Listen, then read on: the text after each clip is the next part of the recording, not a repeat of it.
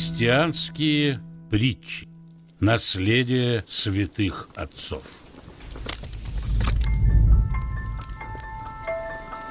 Бог везде.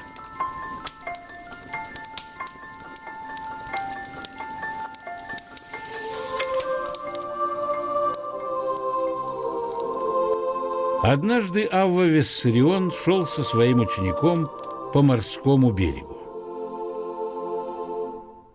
Ученик почувствовал большую жажду и сказал Авве Виссариону: «Отец, меня очень томит жажда».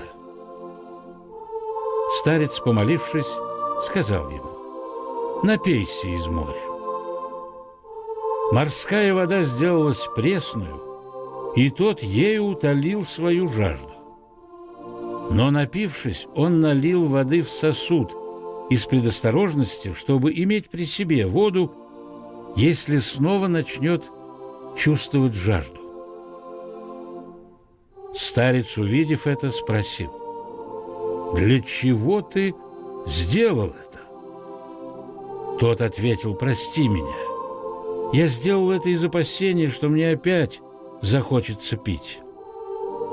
Тогда старец заметил: как здесь Бог, так и везде Бог.